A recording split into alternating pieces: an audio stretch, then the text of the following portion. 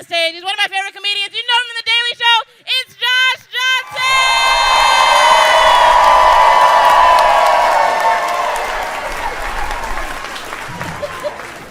I wasn't. I just finished. I had no idea the Diddy documentary would be episodes. Episodes. I knew a documentary was coming out. I thought it'd be like a documentary. You know, like when you see a documentary, it's a feature-length film, but it's a documentary. This is episodes. 50 Cent produced a documentary about Diddy that he's apparently been working on for a decade.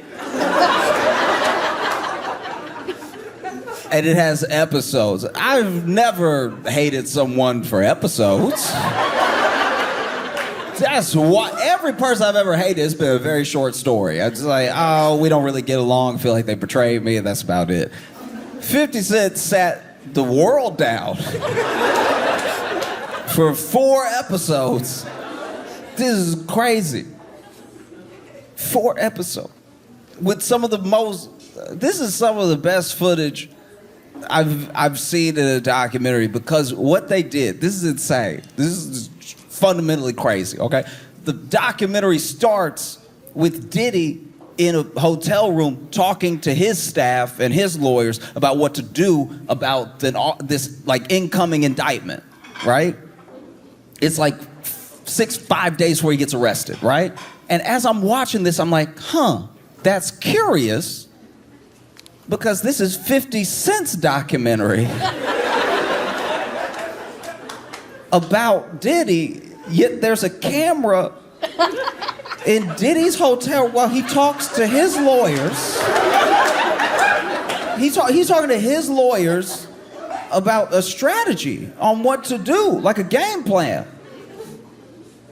How did 50...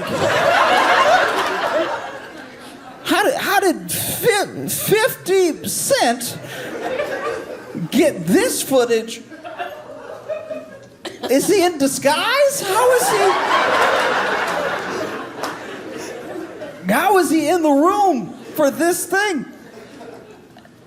And then this dude's like on the phone. Diddy is on the phone and he's talking about how we need to be aggressive, we need to come back. He literally says we need to get like the dirtiest, most like expert propaganda we can out there, which, okay, insane to say on camera, a camera I think you know is there. That's wild. I just had this question in my head of like, how did they get this footage? Turns out that Diddy was making a documentary and he had started recording everything because this documentary was going to be about like his comeback, right? So he's like covering everything himself, recording everything himself, so he has his point of view out there, right? So then he was going to make a documentary. He thought he was going to beat everything and then make a documentary, release that documentary, and then get everyone on his side again.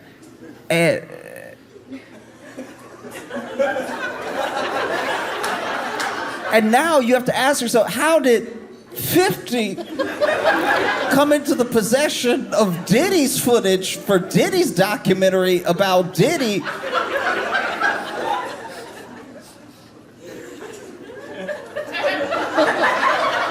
This is crazy because he's making a documentary himself, but then he took that documentary.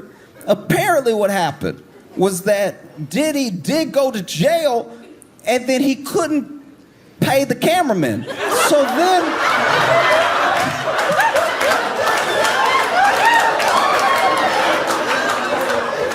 then 50 was like, I'll pay the cameraman.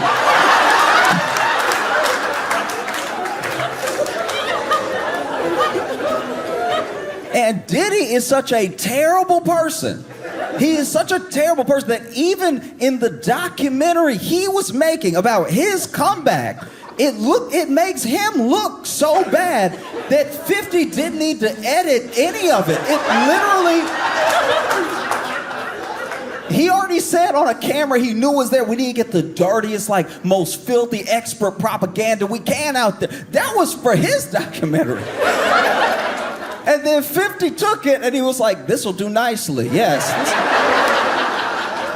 This is fantastic. Because I was sitting there, I was like, because also, the other thing happened. So he gets off the phone with his lawyers, gets off the phone with his team and everything, and then he stands up and he's looking out the window, and out the window, he's like, gotta be like 26th floor or something. He's like in like a high rise, and across on the roof of another tall building, but on the roof of another building is just, Diddy is looking out the window to another building, and on top of that building is just the police.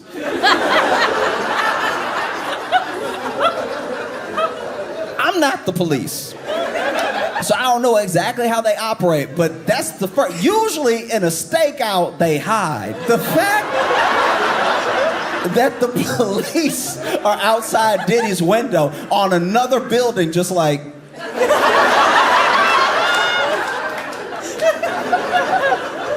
This is crazy. Once again, this is his footage.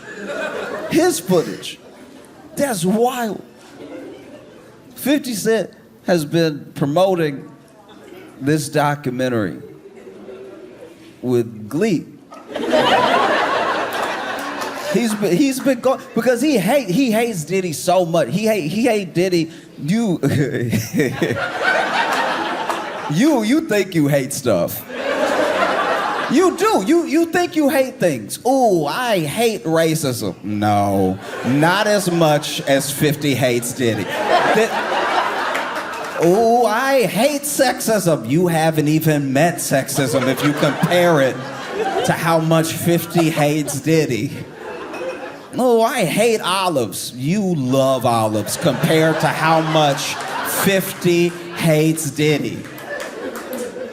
Not ready for how much 50 hates Diddy. He hates his, first of all, he hates some episodes. He hates this man. Episode after episode, he hates him enough to get good footage. Narrative stringing footage. Complete through line footage. Never before seen footage. Man, he hates this dude. He's been promoting, he's been going everywhere, going on talk shows, everything. Goes on all these talk shows. This dude went on like MS Now, whatever they're calling it, and he's talking. I think he's talking to Ari Melber, and Ari is asking him, just seems like they're having a conversation about like him specifically, and they were like, "Do you have any like heroes, people you look up to?" And from what I could tell, 50 was basically like, I have people in my life that have accomplished things that I would like to accomplish, but I don't put anyone up on that level to just like call them my hero. He doesn't like deify a person like that. And then Ari asks him, what about like in your life, have you seen any like villains you don't want to be like, people you don't want pattern your life after? And he was like,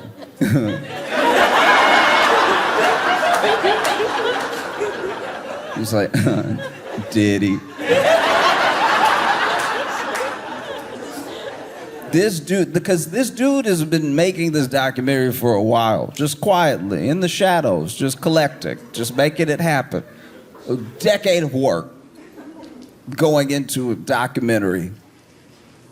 And now it's like he gets to show it off. This is his baby. And you know how new parents are. You know how this is the miracle of life happened through you. You made this person that you see, it's changed your whole perspective on the world. You see this person now that you can't, anyone brings up, how have you been lately? How have I been? This person, the miracle of life, my baby. Look, do you want to see my baby? Do you want to see pictures of the baby? You have thousands of pictures of the baby. But no parent that I've ever met is promoting their child the way 50 is promoting this documentary series. This man went on, apparently, this is the rumor, apparently he went on like the ABC stations specifically to do the interview because ABC is one of the only stations they play in prison.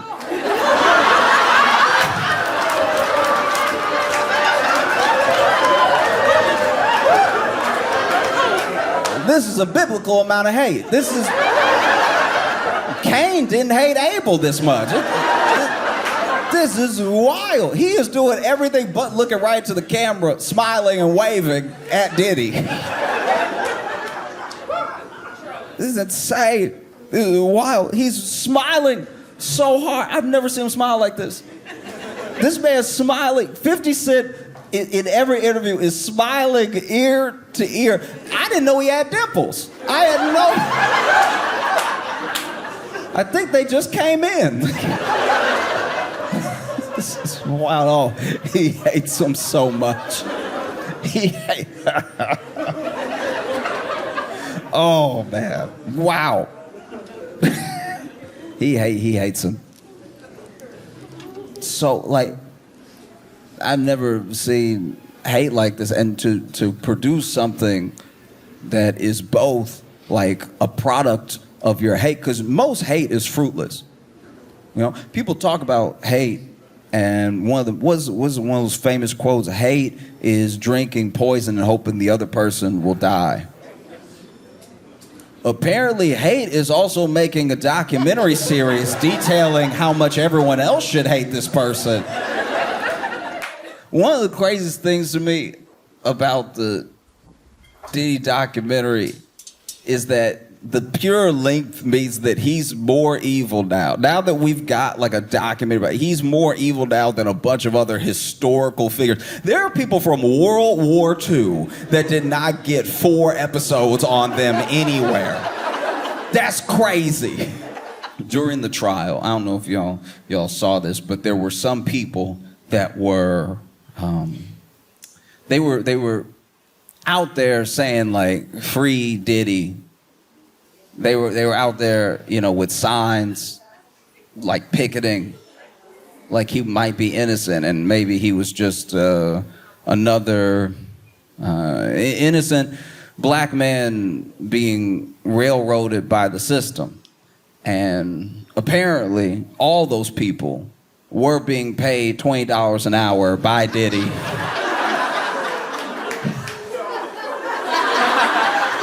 Here's the thing. This is what's so funny about that to me, is that like,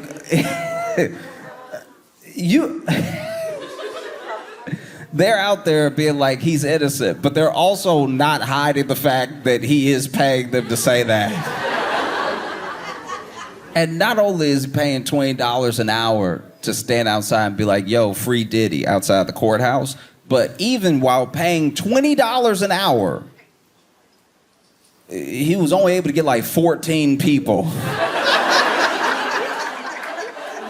Do you know how guilty you have to be offering up money, and then people just pass it by the street like, I think I'm good. Do you know how many people could use $20? People literally, you know, get on the train asking for change in New York all the time. And even they were like, you know what?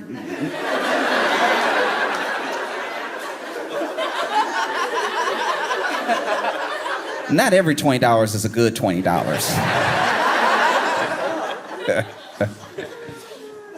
Oh, this documentary is insane, because there's so much that we knew beforehand. There's so many things that we already knew where we were like, all right, this is, you know, we've all seen it. A lot of baby oil, way more baby oil than anybody needs, right? Which I will say this, watching the documentary now, knowing what we know, editing-wise, they didn't need that many shots of baby oil. That does feel like 50 Cent was standing in the editing room like, no, and put some baby oil right there.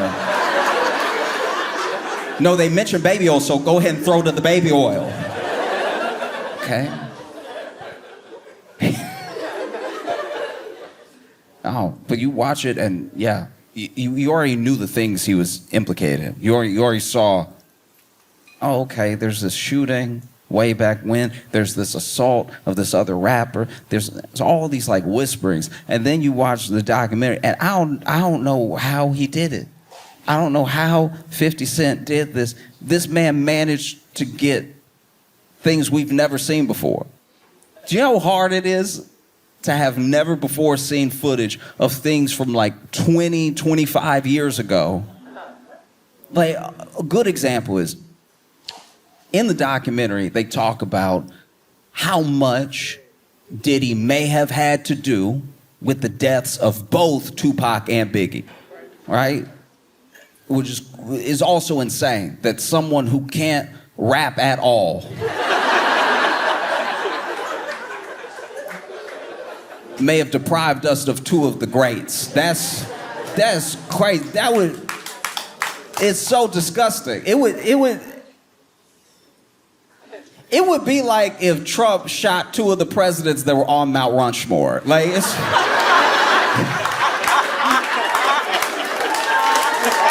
like,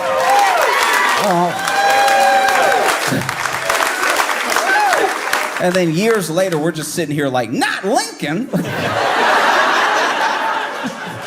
How you gonna do that to George Washington? No, it's wild. And so in the documentary, there's like footage, never before seen footage of moments leading up to the deaths of both Biggie and Tupac. I can't describe how hard it is to come by things we didn't even know existed. Both of these were police investigations. The police investigated, not hard, the police investigated both the deaths of Biggie and Tupac, and somehow 50 Cent found footage. I've never in my life hated somebody enough to find footage.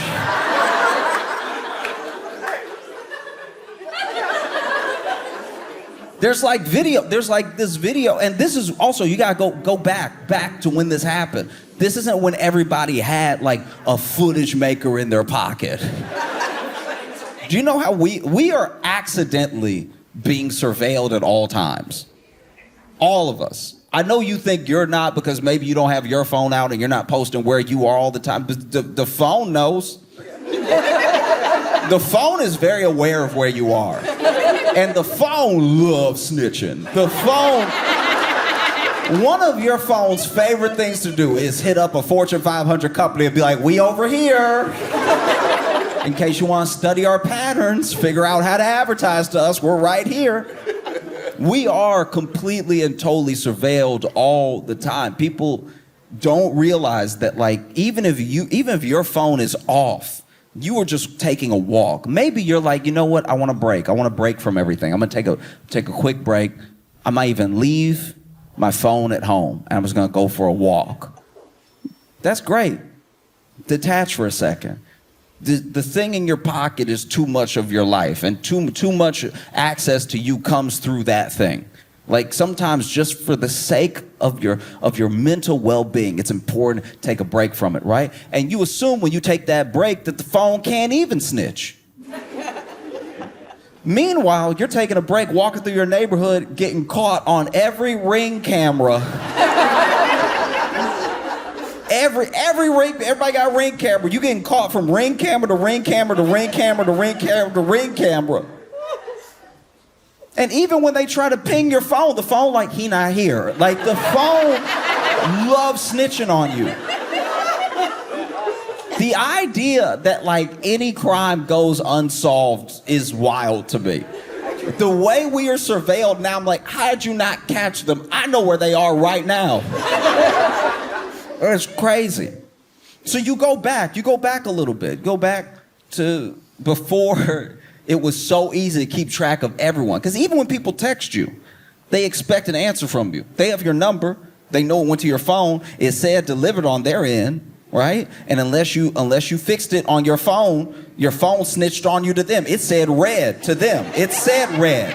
It said, he saw it, he just don't want to answer. It said it. It told you. It told you immediately, right? And so even when you text someone, we expect immediate answers. We expect a sort of immediacy from everyone. And if you're not getting it, then it must mean something, right? Let's go back to a simpler time. Go back to the 90s when, you could just move about the world. I'm surprised people in the 90s, like, I'm a 90s baby, but I was a baby. I was a child. I didn't have the chance to take the opportunities allowed. But how did everybody that was an adult in the 90s not serial kill? It seemed like it was right there. Anytime somebody older than me hates somebody else older than me, I'm like, you could have been dealt with that. That seemed like, all right, you don't want to solve a problem, that's on you. But, like, I'm just saying, it's crazy to look back Even like CCTV footage from like 1990. It is indistinguishable from a game of Pong. Like it's so unclear what is happening in the thing. I can't believe anyone ever went to jail off of the original CCTV footage. It's so hard to tell what is happening. I can't tell if that's somebody beating somebody up on a street corner or if that is the Sasquatch. It could be either one of them. Black and white, barely imaging, got pixels everywhere, just moving. And it's like, as you can see right here, no, I can't see that. I can't see that at all. Even when I watch old episodes of Law and Order, and then they play the footage, that's how you know it was bad. I'm watching on TV, them pretend to be lawyers on TV. And they're still like, as you can see right here, and even sitting at home, I'm like, there's no way anybody can see anything. Like, is this where I'm supposed to suspend my disbelief and be like, it's a TV show, I can see it. Like, go back to a simpler time, right? Go back to a time where if you wanted there to be footage of something, you had to go out of your way. Truly out of your way. You accidentally make footage now.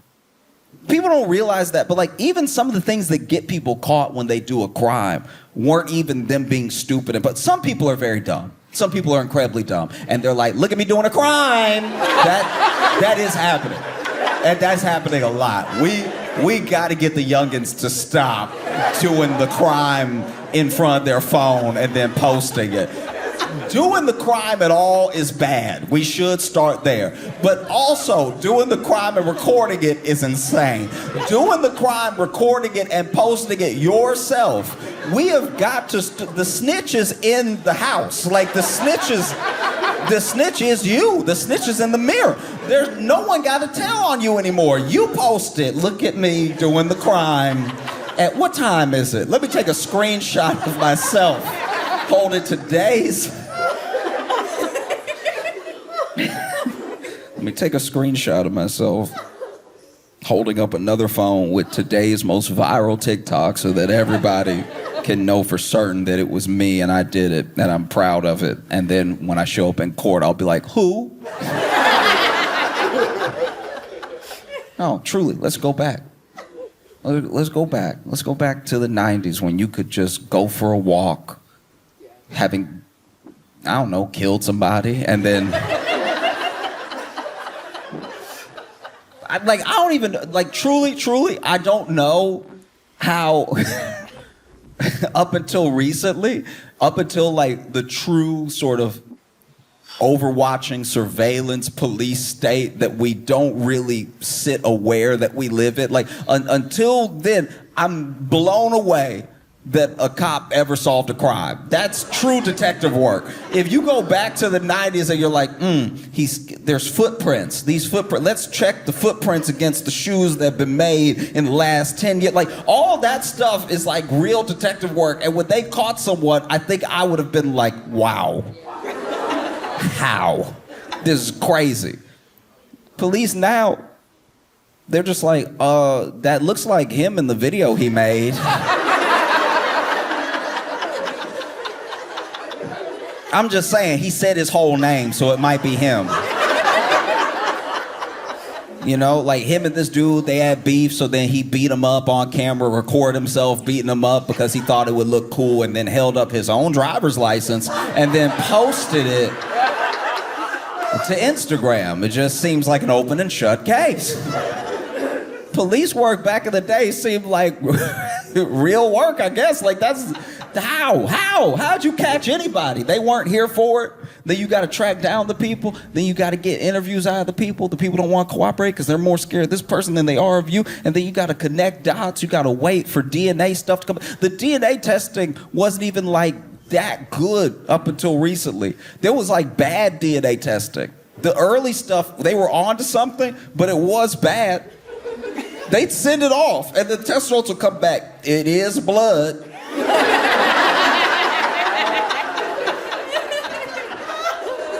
You haven't helped me at all. Whose blood is it? Somebody red, I think. Like, it's gotta be somebody red. Because the whole thing was red, so.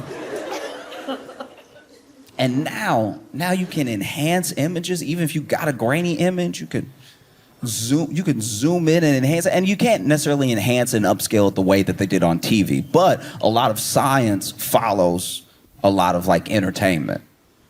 It's funny how that does keep happening, where there will be an idea, you'll see it on TV. It doesn't really exist that way, but then it almost becomes the design for the thing that will exist one day because it fits into the imagination so well. They're like, oh yeah, why don't we just have facial recognition that cross-references all the other faces we have in the database, and then you just run it and it goes face, face, face, face, face, face, face, face, face, face, face, face, face, face, face, face, face, face, face, face. That's him. That's him.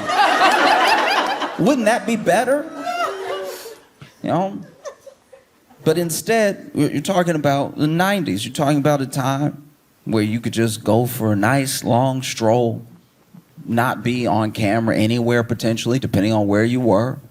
You know, you could make a call, you could make a phone call, and there would be a record with the cell phone company of who you called and when you called them. That type of thing was there. That level of like surveillance was in place, but they wouldn't necessarily know the whole content of the call. You know, not like now where people basically do phone calls for the world. You know, you see these voice memos that people leave, and I'm like, that's the most, you might as well have just told me and the company what you had to say. People will leave a voice memo, and some of them are very sweet. I always love getting a voice memo. I'm just saying, they've already got on your phone, we'll summarize everything. We'll summarize it for you. Actually, I learned to read a long time ago, so I don't need you to summarize anything for me. You'll see a text message. Text message will be from your mom, and it'll say, Mom expresses feelings of concern. But then you look at the company, and you're like, why y'all read my text message? Like, we're not reading it. No, we're not reading it. We're not reading it at all. I'm like, that was a pretty good guess, though. When I opened the phone, it was my mom being like, I'm concerned about you. Just let me see my message. It's crazy. They don't do that anymore. You used to get a text message, and then you would see like a little preview of it, and you could just read the preview, and based off the first half of the sentence, you could decide if it was something you were willing to reply to right now. You know? Because you can't just open it right away. It'll say read.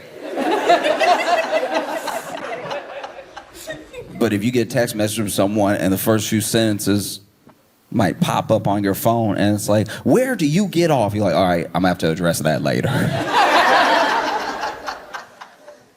But now you get the text message and it's like a full summary of what you were definitely about to read anyway. That's weird. It's like, how? How does anybody get away with anything now? Especially now that crime is dumber. How does anybody get away? It takes you back to those times in like the 90s. Maybe you go for a walk, maybe you are just driving your car, and you're truly like free in a way. There's nobody really looking for every little move that you make. And in the case of Diddy, somebody should have been. Somebody should have been watching, checking the entire time. You know, you see in this documentary the relationship between Biggie and Tupac, the relationship between East Coast and West Coast, and how so much of the actual troubles were like orchestrated. They were stoked by Diddy. Like Biggie liked Tupac. They were cool. And then Diddy was jealous of Pac. Diddy was jealous of Pac because Pac was everything he wanted to be. You know, he was charismatic. He was truly like a poet that could make you understand where he was coming from. You did not have any sort of similar life experiences to him at all, but he could express himself in a way that brought you in. No matter where you came from, there was real connection there. He could build and he could bring together real community, right? And so for that, he was loved. He was instantly accepted. He was praised. And if you're someone like Diddy, you see that and you're immediately jealous of it. It's everything you want to be. He's good looking, he's young, he's successful in a way that comes from his effortless talent and his hard work. He's everything that Diddy wanted to be, and that Diddy knows he isn't or wasn't. You know, Tupac was a rapper.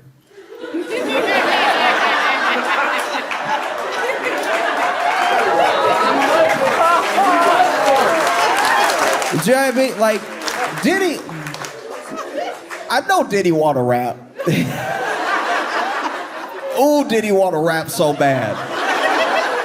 One of the most dastardly things this documentary has done in some of the editing is just showing Diddy dance for no reason. You can tell Diddy not talented from the way he dancing. I know it's a harsh statement to make, but Diddy dances. Diddy dances like Tom Cruise from Tropic Thunder. Like Diddy. And Tom Cruise was on rhythm. You know what I mean? Like Diddy was over here in the documentary.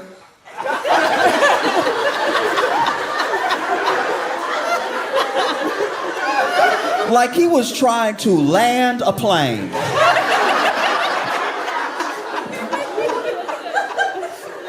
I was sitting there like, what am I watching? I'm just saying, you go back to that time, right? Go back to the time in the 90s when your phone was just a phone. Like the cell phone was only a phone. You could make a call and play Snake. Maybe Centipede if you were fancy, but like that's all it was. It had that stick that came out of it, the antenna that shot out of it that for some reason wasn't out all the time. Why would you not pull it out all the time? If you want to have a good call, why do you need to pull it out? Shouldn't it just come out every single time? And then you would drop it. You drop your phone and it was not a big deal. Look at people that drop their phone now. This is how you can tell we're all addicted to our phone. Watching someone drop their phone is like watching somebody drop crack down a drain. They're like, oh!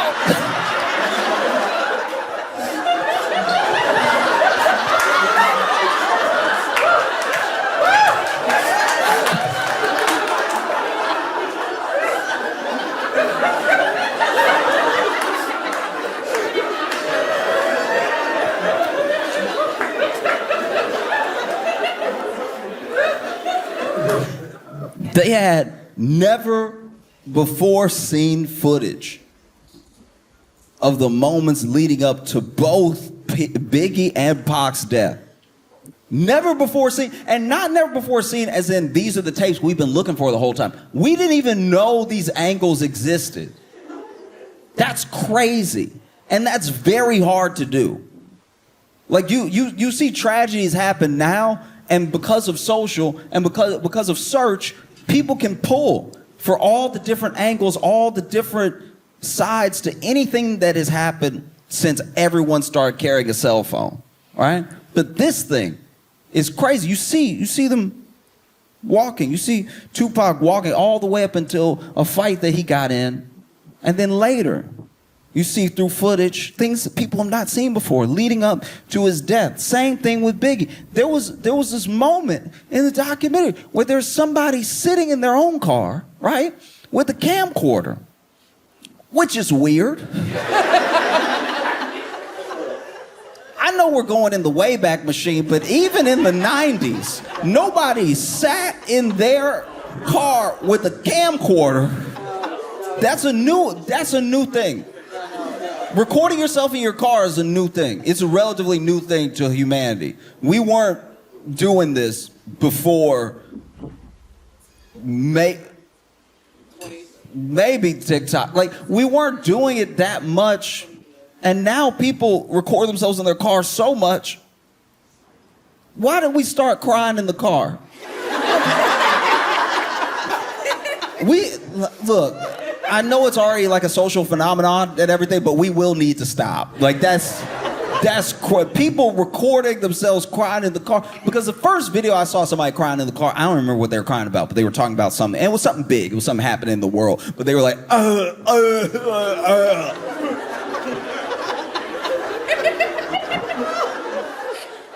And I saw them in the car.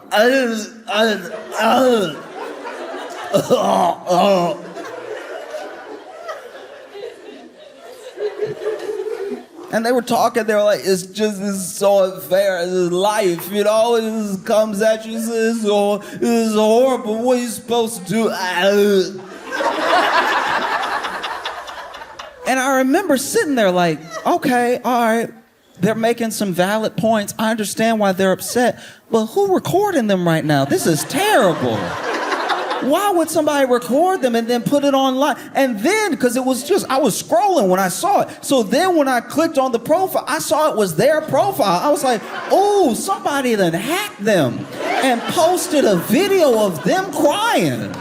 That's terrible. This is a true demon that got a hold of their footage and then posted to their page of them crying. That's so embarrassing. Oh, I hope they find justice, right? I was so interested, genuinely. I was so perplexed at what was happening because then the other people commenting weren't addressing the fact that this person crying is their profile. Like, no, I seem to be the only one confused about what was happening. Everybody else in the comments was like, keep your head up, you know, like all this.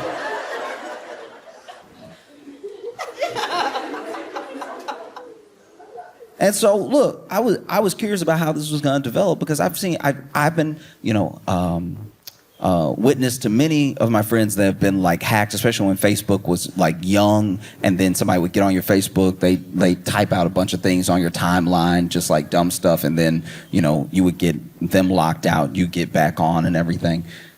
So I've seen this before, but I don't know, I was so invested in how this person was gonna come back from this that I did follow them, right?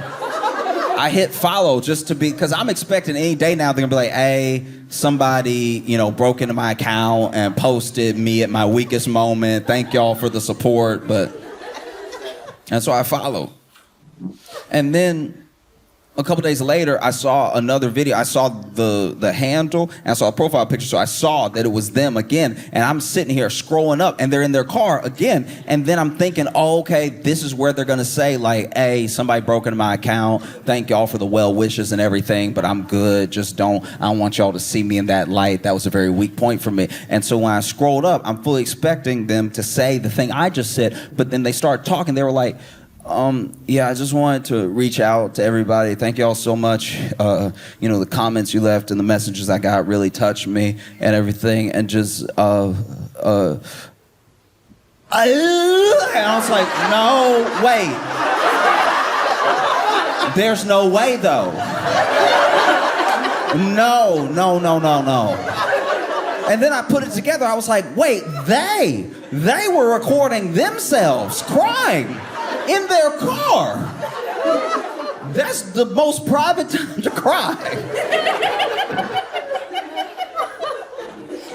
We need to go back, just for the sake, once again, of our mental health as a nation. We got to go back to just having a crash out parked in the car and let that be history. Like that. You are not your best when you cry in your car. I would throw it out there that maybe you don't want people hearing what you have to say when you're to the point where you break it down, parked in your car somewhere. Stop broadcasting it. This is bad.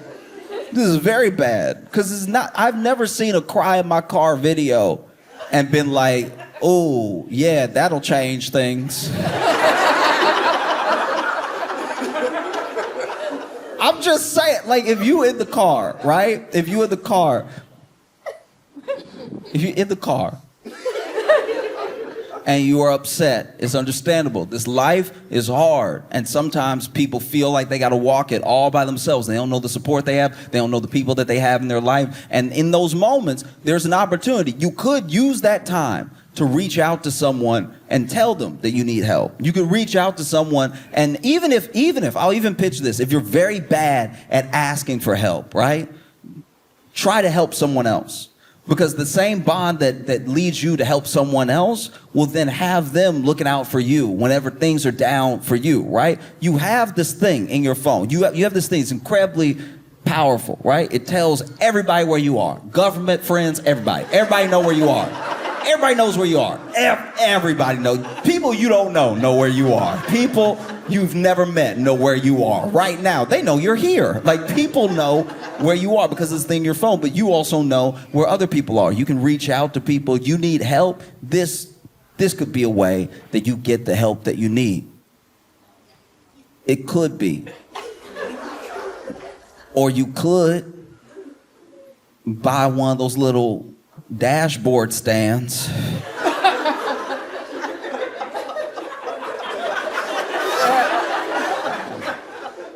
You know, and it's got that little knuckle on it that you put the thing on from the back of your phone and you...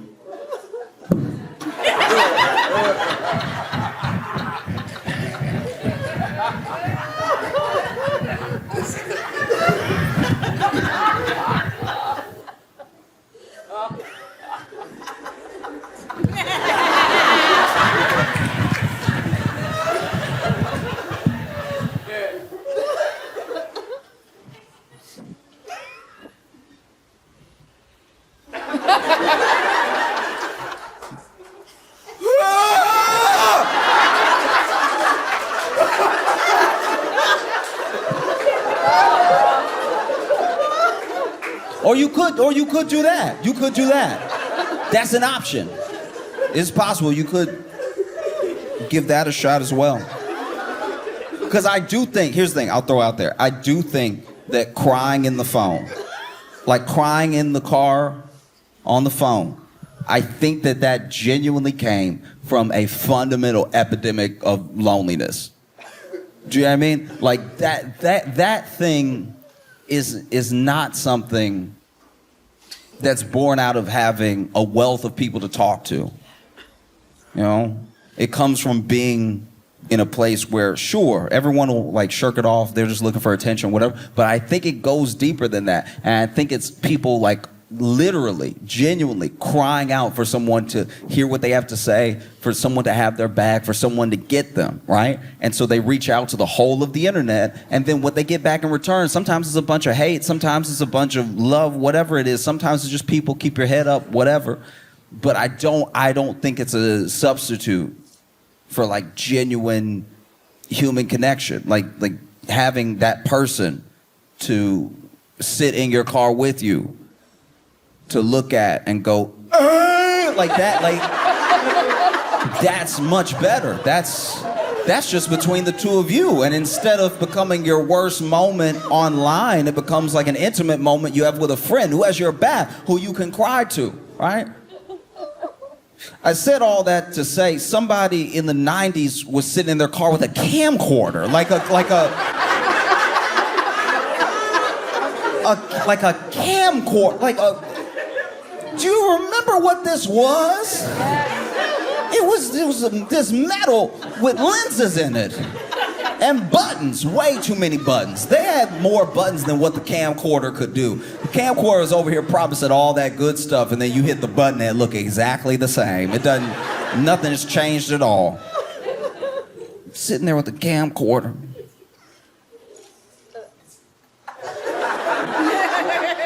Because the camcorder had that strap. It had that strap right on the back, so that way, you know, you could do some real journalism, some true video journalism. You know what I mean? Some people had the camera and they had to hold the big thing and they got to put their eye into the little pocket. Not with the camcorder. Camcorder even had the little screen popped out. And so you just had it ready. Bow! I see everything. Where were these cameras even from? It's crazy. Where is the camera from? Because there's a thing that had never been aired before, where someone is in their car and they're like, is that Biggie? And then you hear pop, pop, pop, pop, pop. Oh my God, they just got shot. Somebody called somebody. And then you hear like someone who's like in the car calling 911, but you see from their perspective First of all, who are they? Where have they been this entire time?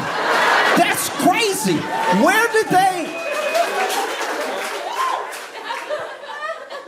Maybe there's a chance that in all of this investigative, in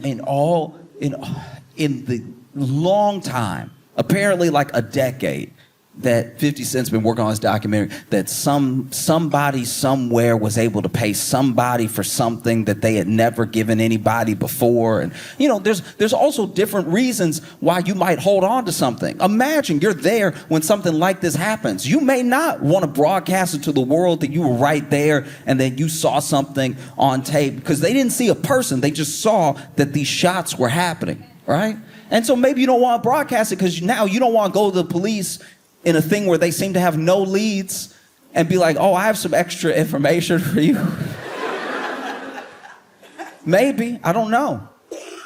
It's plausible, but it seems just so wild that these two moments would meet up, that somebody would just be recording in their car with what had to be like a camcorder.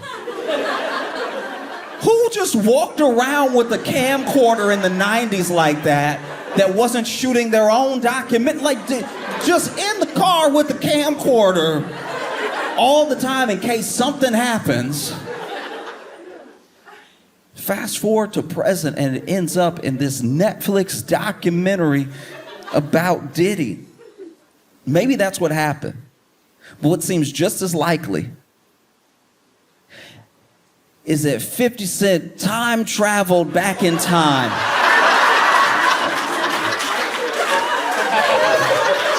With the camcorder, right? Because you don't want the resolution to be too clear. People start asking questions. Time travel back in time, sat in the car and point the camcorder in the direction. Oh, is that Biggie?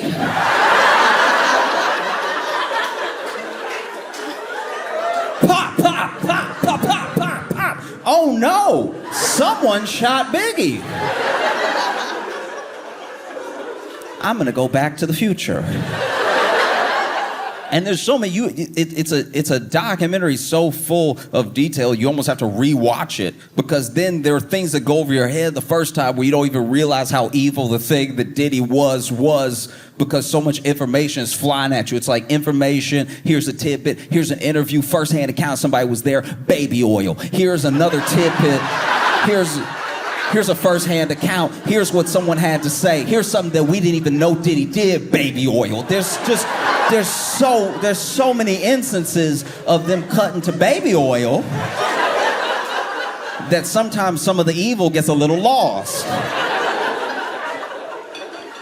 The idea that this man might have had so much to do with Biggie's death and then went on a campaign like he was Biggie's best friend in the entire world.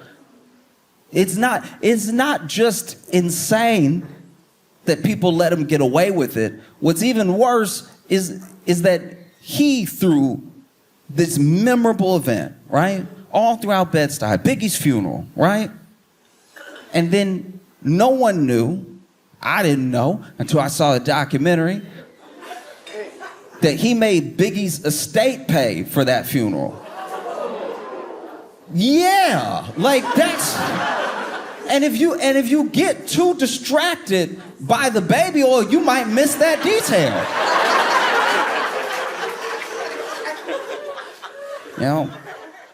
And it's a scary thing that what gets revealed in this documentary isn't just how bad Diddy was, it's also how bad so many of us want money, fame, something he could dangle over people that really let a lot of this abuse keep going, that really kept a lot of his secrets, that really kept people doing whatever it would take to be in the loop. People can only have a real power over you when they have something that you want. Once you decide that you don't want it that bad or that you're going to get it for yourself, they have nothing over you. And there were people who tried to do that. And so then Diddy would come at them with violence. At least if I can make you fearful. If I can't make you want anything, if I can make you fearful, I can keep you in line. You know, there's just so many people that have ended up dead. That's kind of like through the documentary sort of laid at Diddy's feet. Like either he's out here having people killed and doing all this stuff, or he's one of the unluckiest people to be around. Like that's... Either way, I would never want a track record like that. I would never want people to be like, oh yeah, I met Josh Johnson a week ago and now I'm real sick.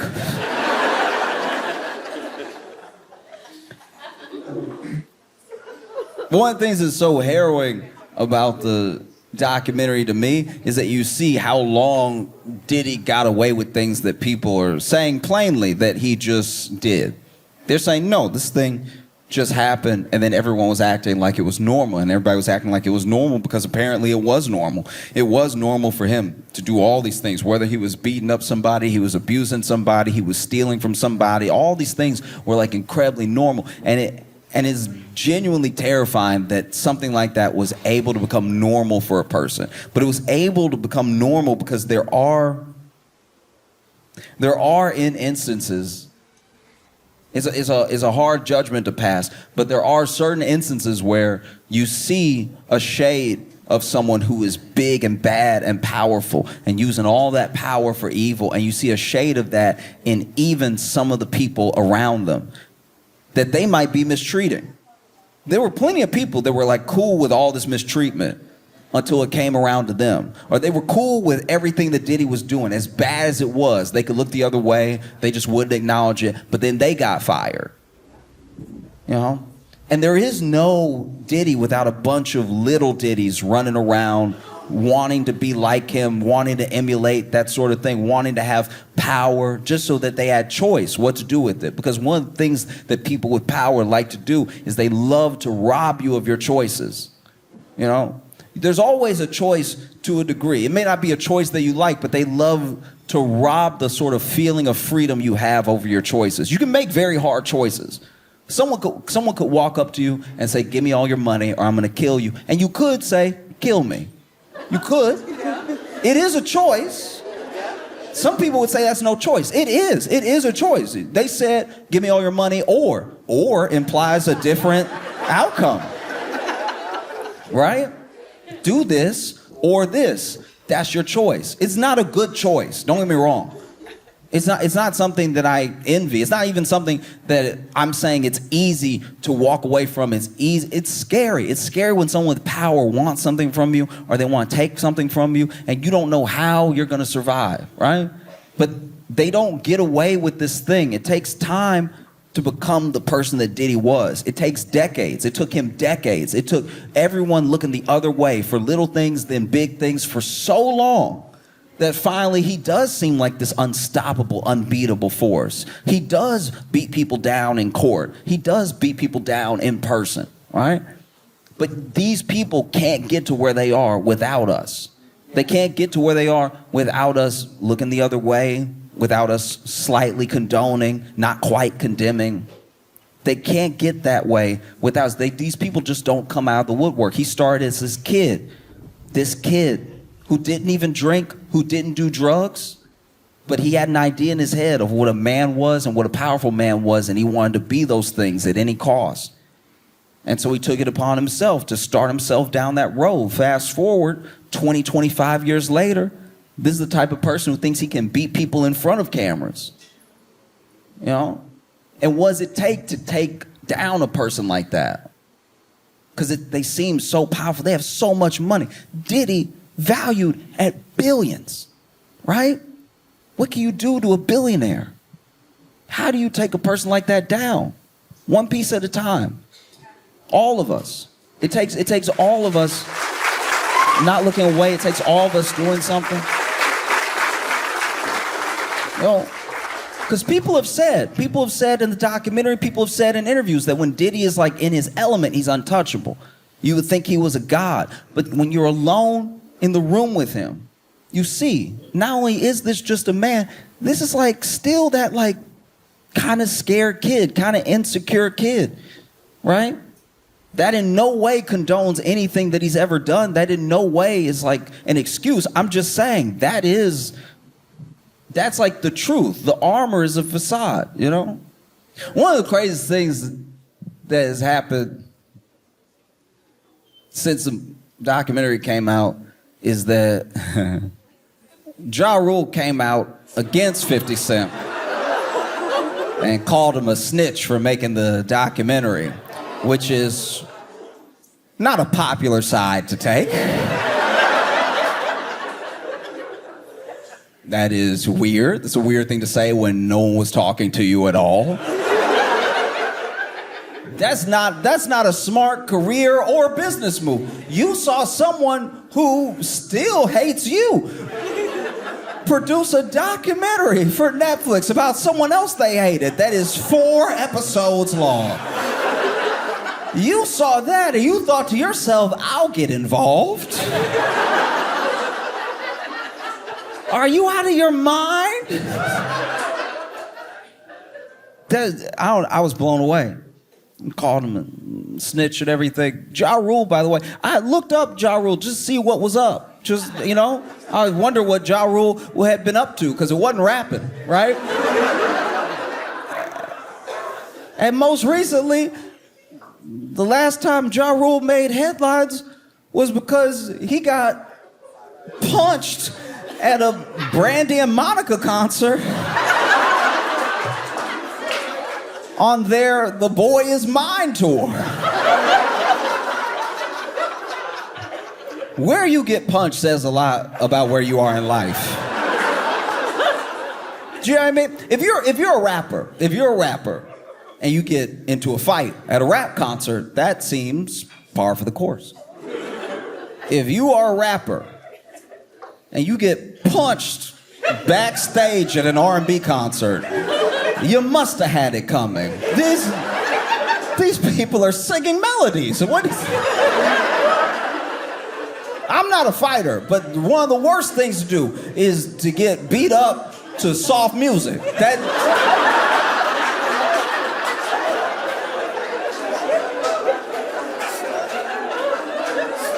Imagine now. Imagine I went to a gospel concert and got slapped. We'd be like, well, he must have had it coming because they're here to worship. This is crazy. You got punched. And then he posted a video of himself, smiling at the camera, showing he didn't have like a mark on him or anything, which would be badass, except you got punched in the back of the head. Like, your face should be fine. If you have damage on your face or being punched in the back of your head, I'm very sorry to report you are dead, sir. That's what happens when you die. If you get hit in the back of the head and it affects the front. Imagine you get punched to Brandy's music. I've talked about it before. I've had fights. I'm not acting like I've won all of them or anything. But imagine if I got whooped to Taylor Swift. You wouldn't be able to respect me. Even when I hear that "You belong with me, son," I flinch. Like, that would change your whole life, getting beat up to Taylor Swift. Or like Maggie Rogers, like you get beat up to some indie music. Would destroy your reputation. I don't even know why would Ja say anything? The last notable thing you did was Fire Festival. Like you didn't go to jail, but Billy did. But you were his partner. You were in all the pictures with him. That's crazy.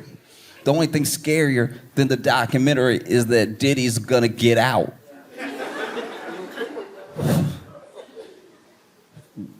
I'm terrified. I've been talking reckless. I really thought he was gonna go down. I was positive. I was positive. I was so sure justice was gonna prevail. You know what I mean? This is crazy. This is so insane. The American justice system had one job, right? One job. Finally, a black dude did everything.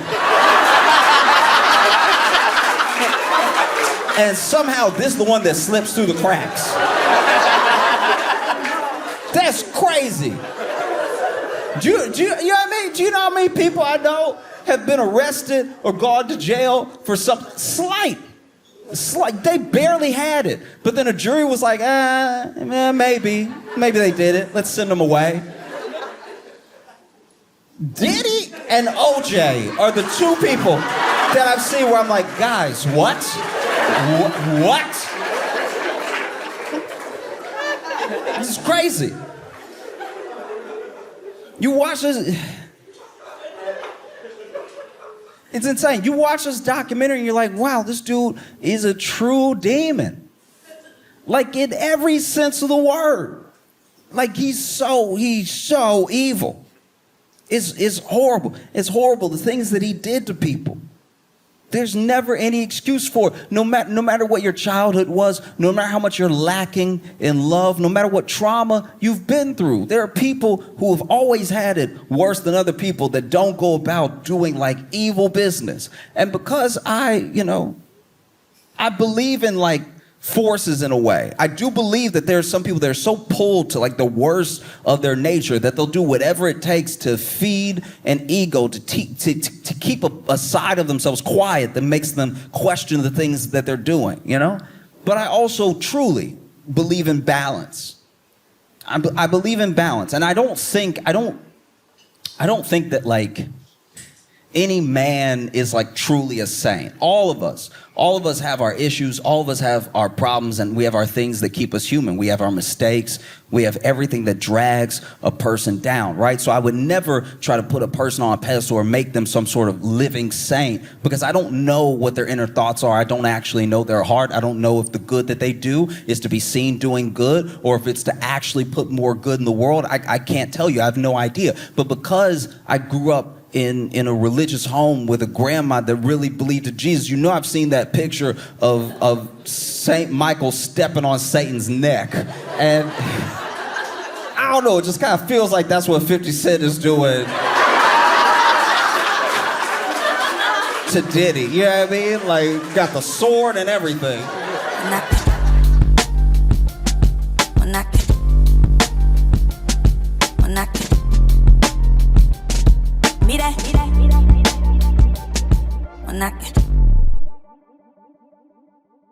Please make it loud for Josh Johnson!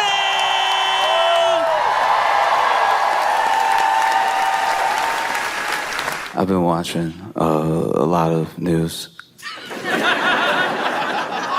Which usually, it's not great. Every once in a while something will happen that you're like, that's okay. I'll let that slide. It'll be bad news, but it's bad news that you can like live with, you know? Like there's one particular squirrel that's been attacking a bunch of people, and it's like really getting them. It's like the news came. You know how much a squirrel has a scratch? You know how deep it has to get to be newsworthy? Like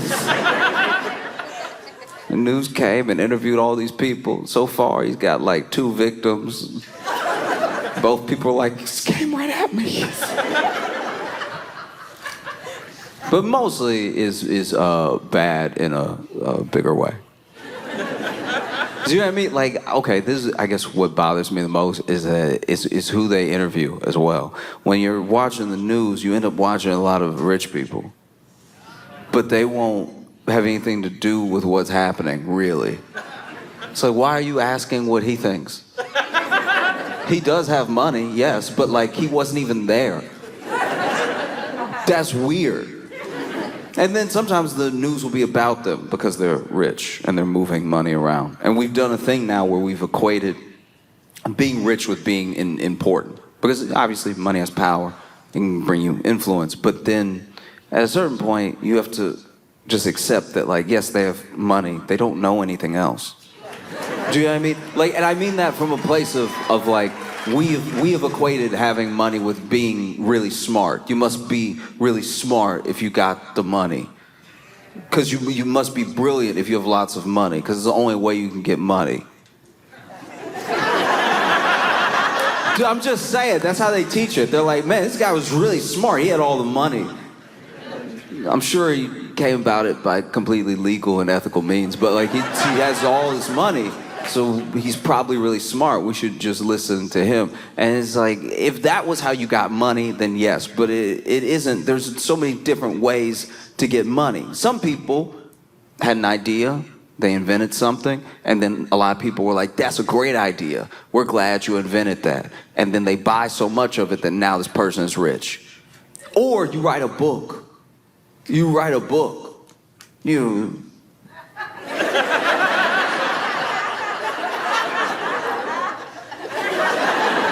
write a book and everyone likes the book, and then you put the book out, and then the book is $20, but then like millions of people like it, which is millions of 20s. Even after taxes, that's still millions of 20s. So now you're rich, but you wrote a book. You don't know about anything but the book you wrote. But somehow every time we watch them in the news, we watch them in culture, we're like listening to them for an opinion that is not the thing that got them rich. Do you know what I mean? And that's something that feels crazier by the day, because crazier and crazier people keep getting rich. Do you know what I mean? Like, here's the thing. Okay, like someone like a William Randolph Hearst, right? Like someone who's like old rich, like black and white rich. Remember that? Just in the no color pictures of them rich. You know what I'm talking about? You can't find a single color picture. If there's them in color, that's AI, because they were before color. So then people who were rich before colors came out, I will extend the olive branch to them that maybe they knew more stuff because they had to know a wide range of things, and there was also less stuff to know in a way. Internet hadn't been invented yet. You could go to the library, but they had whole Dewey Decimal Systems that really just sometimes slowed you down instead of helped you, because then you're like, why am I going by 3.5 instead of just tell me the title? And then they also couldn't look it up like regular, so you had to use the system. They couldn't be like, oh, it's right over there, because the computer said, because computers weren't out yet, and you didn't have color. So life was harder. And so I think someone who was very well-rounded and got into business and had a bunch of different businesses could be very smart, could be someone who could answer questions outside just their field, right? Present day,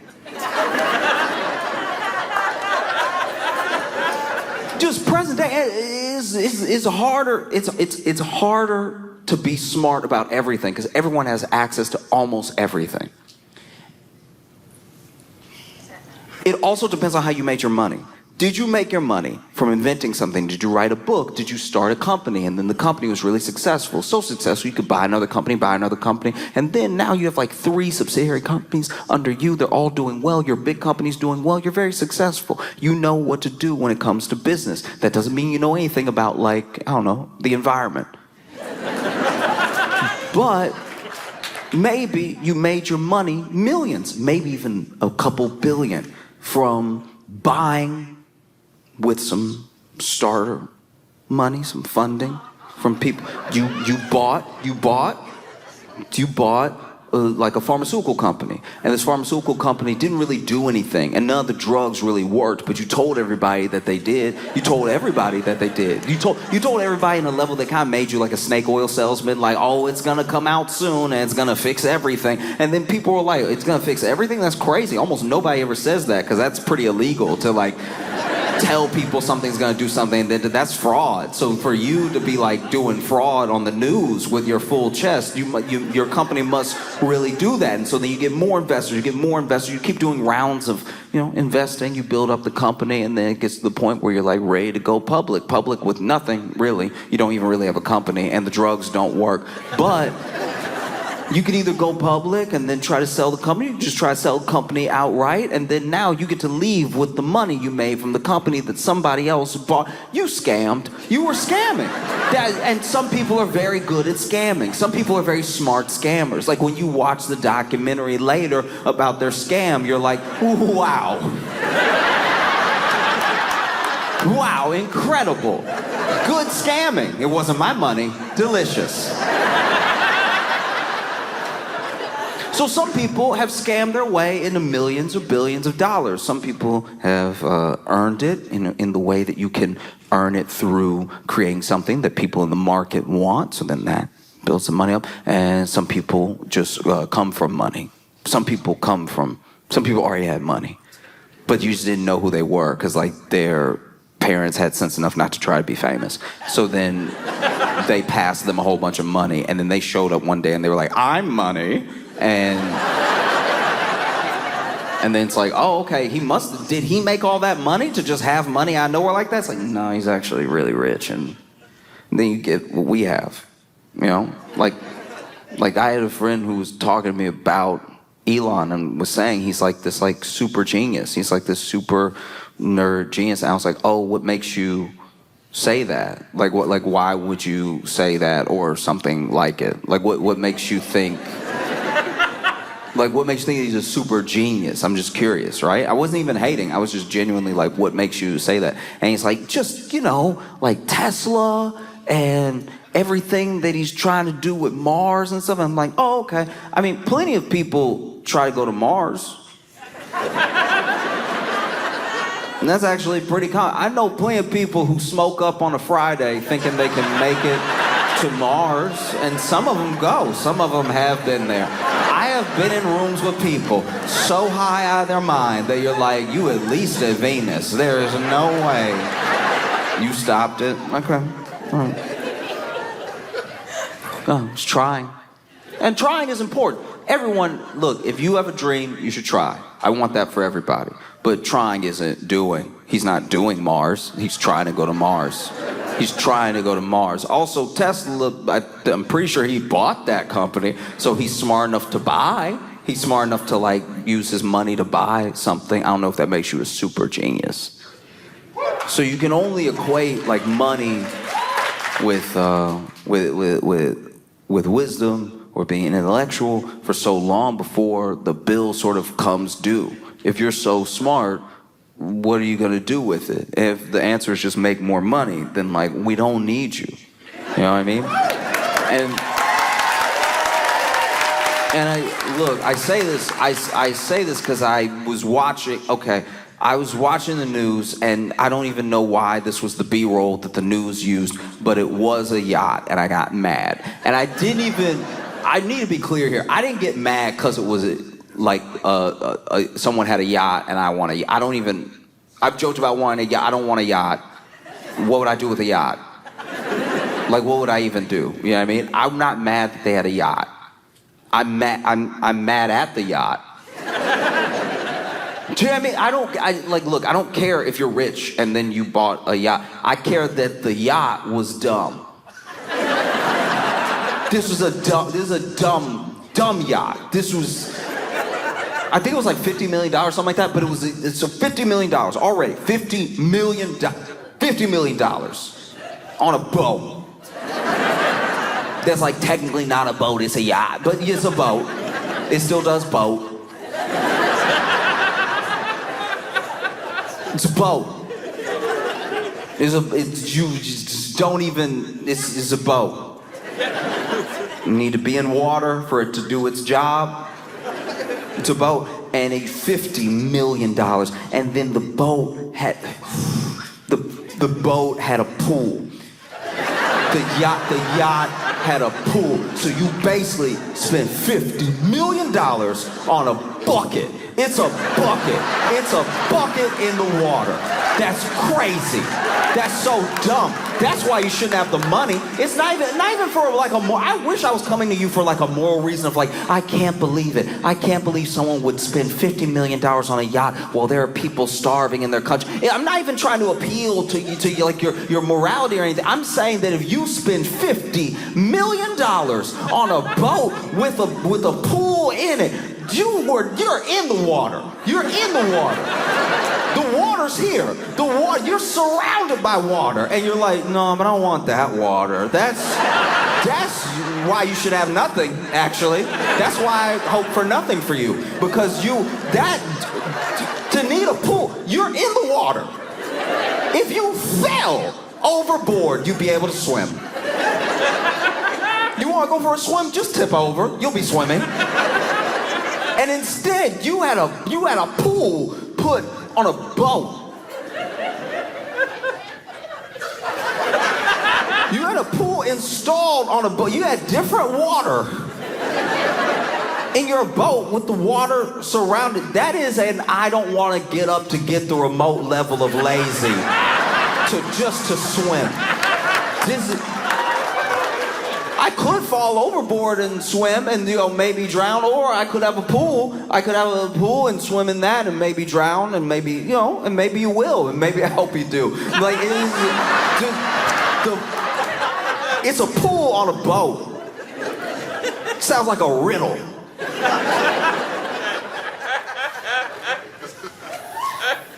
Why would you? Did swimming in it. Swimming in it. Swimming in it just to get out and be like, oh, I think I'm gonna go look at the water.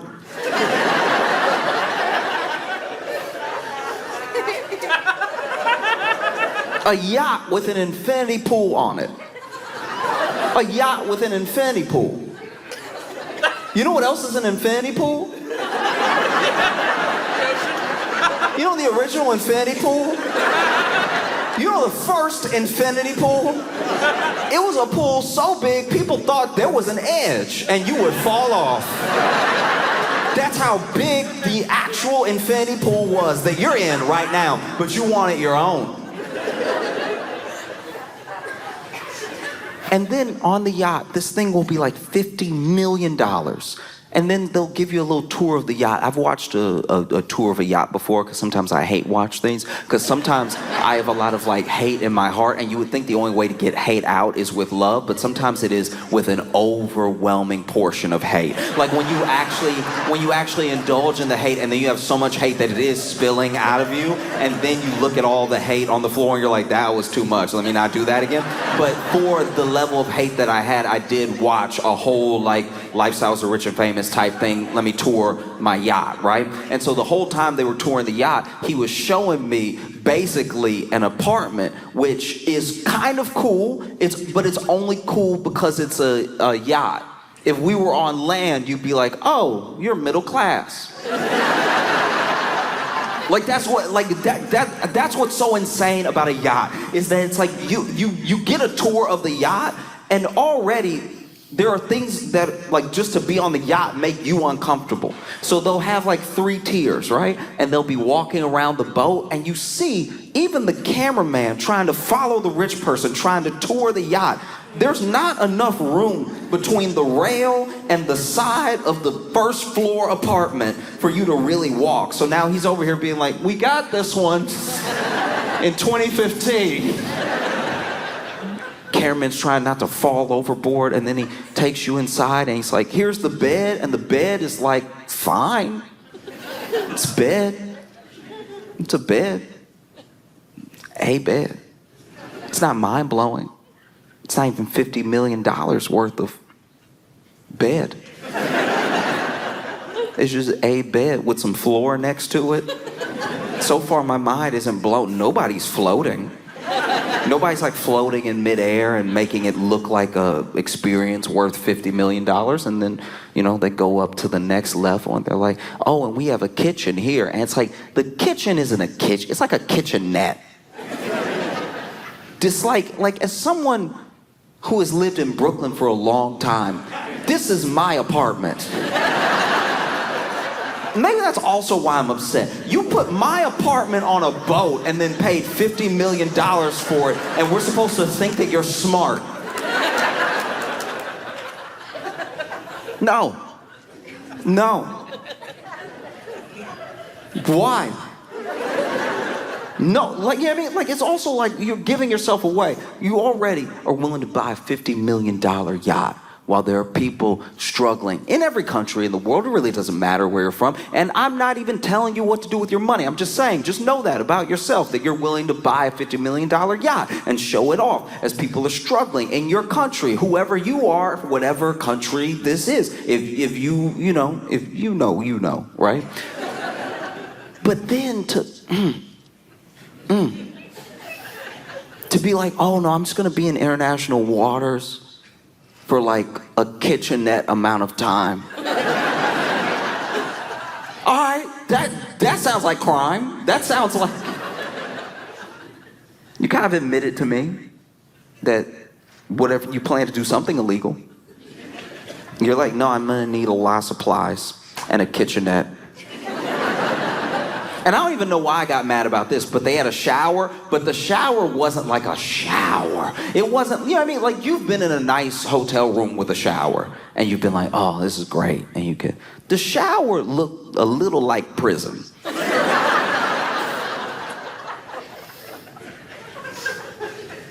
You know what I mean? Like, I've never been to prison, but I've watched some documentaries.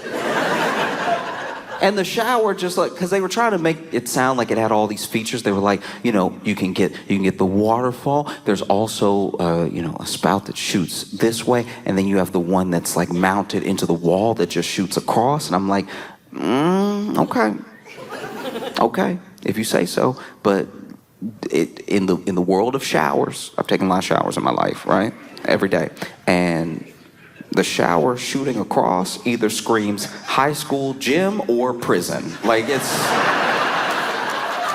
The shower shooting across... Just a perpendicular shower is not luxury. Floor to ceiling glass. And glass as the floor and glass as the ceiling. So you can look down. So you can look down and be like, look at all the fish. Look at all the...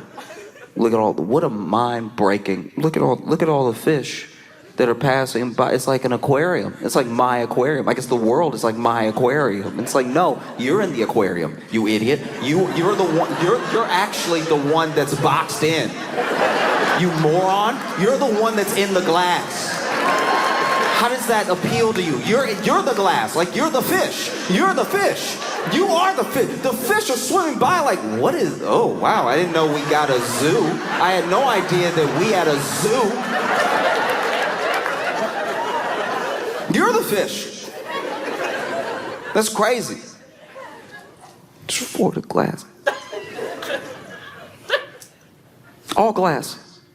And the fish swimming by, wondering, wow, even the fish are like, this is what you do with $50 million.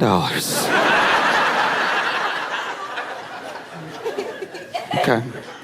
All right. I mean, live your life, you know. And I think that's also why I got so mad, is because it's like, you bought this $50 million yacht, and you're not just greedy, you wasted it. Do you know what I mean? You're gonna spend $50 million, impress me. You know, make me go, wow, yeah, that's definitely better than feeding people. Do you know what I mean? It's $50 million. You should be able to get some dope stuff for $15 million and not just have a Brooklyn apartment on water that's shaped like a bucket. You know what I mean? It's just wasted $50 million. All right. I'll let it go. I'll let it go. I'll let it go. I was angry enough about it, and I just needed to let it out. But it's like, at $50 million, like, just the land. You could buy acres of land. You could own a forest. You could own a forest and everything in it. You could go to a forest that you bought with your millions of dollars and walk right up to Bambi and be like, I own you now. Like, that's... You could do that, and instead you're like, no, it's nice to almost drown in a boat. That happened one time. There was a guy who had a yacht, and he had a pool in his yacht, and I don't know if he got like caught cramp or something, but he did like drown in his pool in his yacht. And I read about that, and I was like, and it's probably not a good response to have. That's not nice at all. You shouldn't do that. You shouldn't do what I did. But the laugh escaped. It wasn't like, I wasn't reading being like, ooh, I hope I see death. I was just reading, and then it was like, oh, and he, oh, okay. Wow. Because it's just, it happened, I think, because we became so genuinely obsessed with money. Like, the U.S., America, we start out as a sort of land of opportunity. People would come here for a fresh start. Usually, it was like a fresh start. It wasn't actually like this land. We have like a money-hungry revisionist history of why people came here. There were people that came here because of religious persecution and for like a fresh start. Because you could get off a boat and just tell them your name was Larry, and they'd be like, all right, and then they'd write it down. There was no, you know what I mean? Like I don't even know if you get that in human history ever again, to just show up and be like, no, I'm Dave. I don't even know who you're. That's how we got like murderers. Like there was a whole theory that like Jack the Ripper may have come to the US. That's how fresh of a start you could get. You could flee London after some of the most horrific crimes known to man, show up at Ellis Island and even say, yeah, I'm Jack. Like just, you could even tell them that and they'd be like, all right, good to go. Mr. Rapar?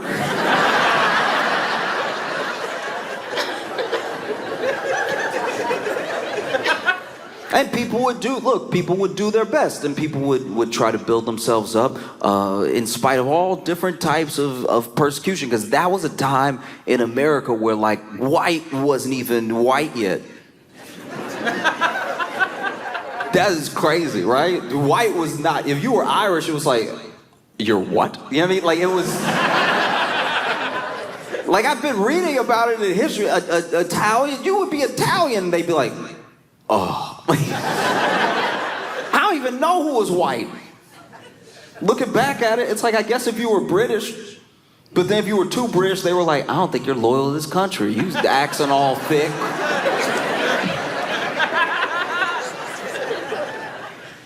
Just hate. Everybody was hating everybody. Everybody had to build up as best as they could. They came here, especially people who came here with nothing, and then they built themselves. And look, this is where we really started to go awry, on top of already like having slavery and stuff like that. We started to build a system where as long as there was someone beneath me, I was like, I'm fine. It started to become more about who's under you than you even doing well for yourself. It's the thing you see echo today, where there are people who are not doing well, but as long as this person's doing worse, then they're fine, you know? And as you build up, as you have more and more money, as you can pass down more and more money to your kids and everything, as you can one day be so rich that you pass down the money, and then you pass away, and then your kid shows up at the news one day to be like, I'm money. Like that, like, that kind of turned into what the American dream was. It went from like land of opportunity, get a little slice of this place for yourself, really build something, be able to take care of yourself and your family, and it became like, are you rich? People wanted to be rich so bad that we looked at anybody who was rich as wise. That we need to do whatever it is they're doing to get where they are, because I want to be where they are. Never mind their sort of moral character. Never mind how they treat people, or even how they got that money. They have $100 million. I want $100 million. I'll do whatever they tell me to do. The type of person that was willing to tell the masses how to get $100 million was not actually telling them that. They were like telling them how to give me $200 million. And I think it doesn't become apparent how crazy that level of wealth is always, because we're used to these people as characters, right? So like you're used to like a Zuckerberg as an idea of a person, because he is an idea of a person. You know what I mean? Like no, look, I'm saying that he is his idea of a person. Like you could. This isn't coming out right. I'm saying that he is doing a perfectly fine first impression of a person. I'm saying, I want you to hear me when I say this. I'm saying that, you know how when your 4-year-old draws you? That's what he's doing as a person. Like he is, as a person, Mark Zuckerberg is being like, hello. That's what people say, right? Hello. And so he has, over $100 billion. And I think we can fathom that money, but we can't. Even when you try to count it, even when people make charts and they're like, guys, a billionaire doesn't even fit on the chart, right? You'll still see someone who is incredibly wealthy, and they only have we know them from being rich, and they only have $500 million. Like that's how crazy it is. It's like they're halfway to 1/100th of where Zuckerberg is. I think that's why I get so frustrated when I see the news, because you're watching the news and you're watching someone like Zuckerberg be on the news, and you're like, why? What could he possibly have to say that should be on the news? And here we're clearly stations are on sides, networks are on sides, right? But no matter what side, they can't just be like, this should never happen. And that's because we let rich people buy up all the news. So now a rich person owns the news. And so even if a journalist, someone who went to school to be a journalist, and someone who would like to tell people the truth as they find it out, they would like to do what they do in France, where in France they're like, this is the news in French. And then they want to do that, but in English for us. And then someone comes up to them right before they go live on air, and they're like, oh, don't say it's bad though, just say it's happening. You know? And so you see Zuckerberg have this huge, huge data center that's gonna decimate everything around it, you know, and why? Like truly why? I don't think we know. We're watching these people, watching 5 companies basically prop up the S&P 500. S&P 500 is made of, I think, 500 companies.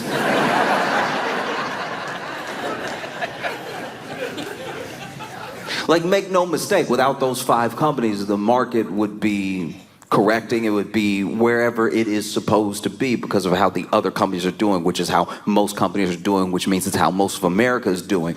But we've propped it up with these 5 companies. These 5 companies have gone all in on AI, and they've gone all in on AI in a way that functionally does not make sense.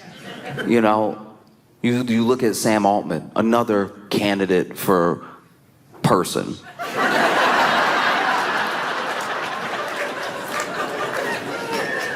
You know what I mean? Like Sam Altman only looks confused when you ask him a moral question. No, it's crazy. It's crazy. Look, all right, I shouldn't even really talk about this, but it was wild. I watched Tucker Carlson interview Sam Altman, and Tucker Carlson kind of implied, he was like, hey, there was that OpenAI whistleblower who basically said that y'all were violating copyright law and stealing a bunch of information and everything, and then he died mysteriously. What do you think about that?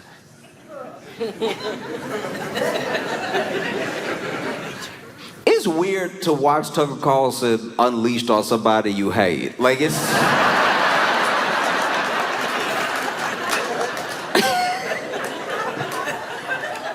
It's like when the bulldog that you've been scared of in your neighborhood your whole life finally bites your bully. You're kind of like...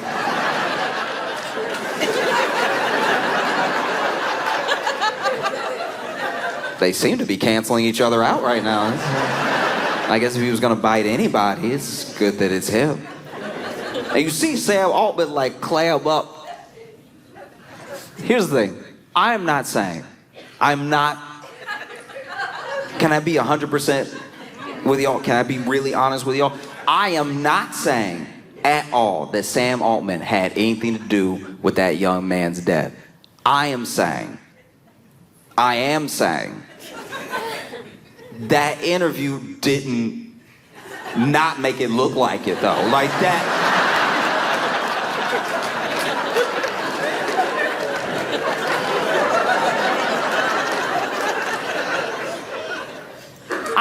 Look, I try my best not to judge people because sometimes I don't even know what I'm gonna react like or do next in a certain scenario, right? And I think too often what we do to people is we say, I know they did this thing because of this thing, right?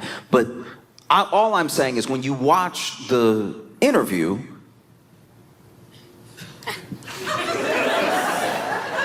here's the thing. If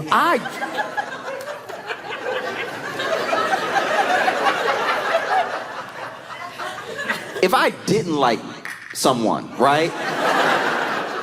I would be like, what? What kind of accusation is that? What are you trying to say? What are you... He asks him, and Sam is like,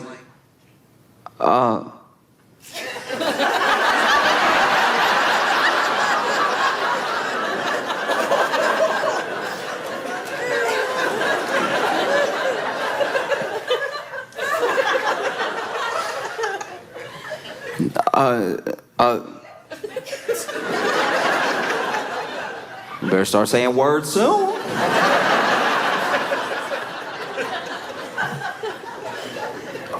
I'm just,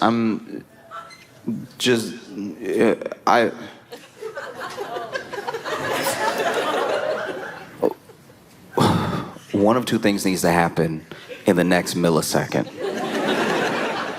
Either you need to start saying, profusely that you had nothing to do with this and everything, like you need to really stake your claim that like you had nothing to do with this and you're maybe even very upset by the line of questioning or something. Or if you are a robot, now would be a good time for your face to like open up like Men in Black style and have like a little alien be like, how dare you, right? Like that would be great.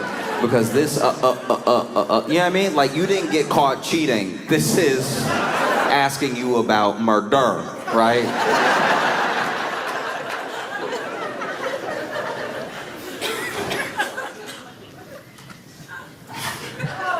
No. None of that. Just a lot of like, it was very sad, and we, I actually know.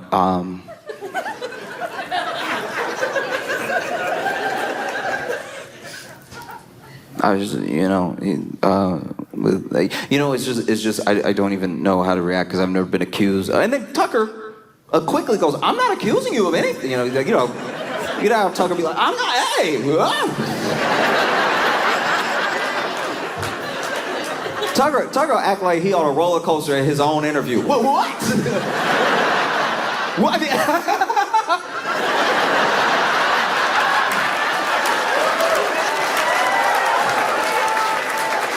No, I'm not.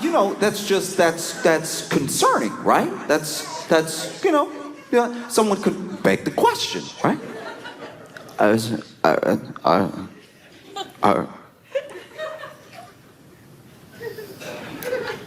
And then, look, to be fair, I didn't watch the entire interview. Maybe he came out with a very convincing answer 20 minutes later.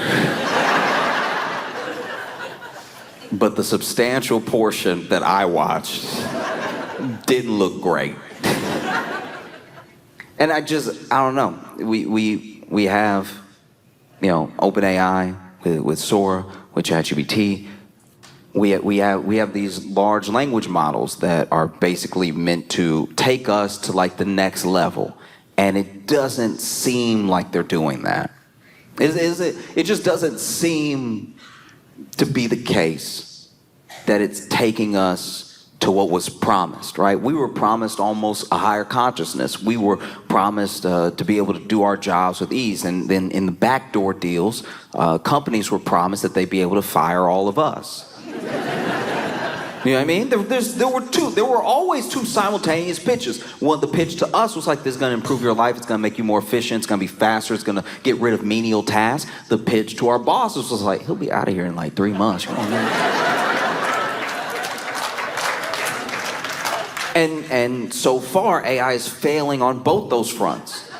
Because we aren't elevated. to some new form of consciousness. If anything, AI is giving people psychosis. You know, plenty of people have AI psychosis and becoming like more normal quicker than people are realizing it's happening. And here's a good test of the psychosis, right? If they talk to the AI like a friend, that's it. Did they name it? Is it called ChatGPT, but they called it Clarence? Then yes. Yes, no, they're in it now.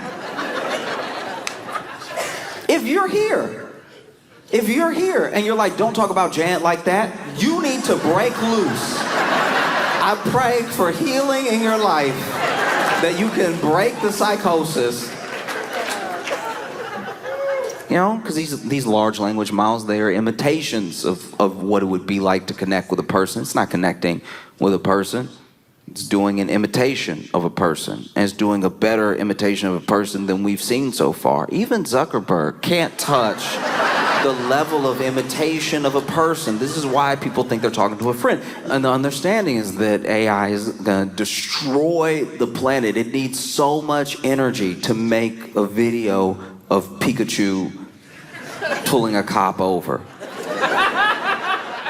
The actual model, like you look at Sora, right? Because they just released Sora, and it can do all these things. It can like make Martin Luther King rap or whatever. Like it can do all of these like very weird things that nobody asked for. And apparently, every single one of those things costs OpenAI $5 to make. So like when people are just playing around on the thing and they're just like, look, I made Bob Ross high five Gandhi, $5. All right? So they are burning through money. We don't have a sustainable system for the energy. So why keep doing this thing? The theory is that they are doing it because they believe that when they get there, this thing will essentially be some sort of like all-knowing, all-understanding, thinking further, thinking light years ahead of us. It'll basically be God, right? And if they could like own God, then maybe they will be like a God, right? Because you'll basically have the company. You'll have the company that tells you every move to make in the market to own other companies, every move to make to protect yourself from other companies that are come after you. You would be done. You would be, you know what I mean? And that's that's terrifying. That's a terrifying idea, that not only that someone would want that, but that they would barrel towards it at the risk of burning up the planet, of taking up all of the water, like it's an insatiable need for like power, for control, for influence. And then you watch the news and you see that these same people, these people that don't even know how to act like people, spend millions of dollars on a yacht that is basically a bucket. It's a bucket. It is. That's how you know they don't know anything. This is what you spent the money on, knucklehead?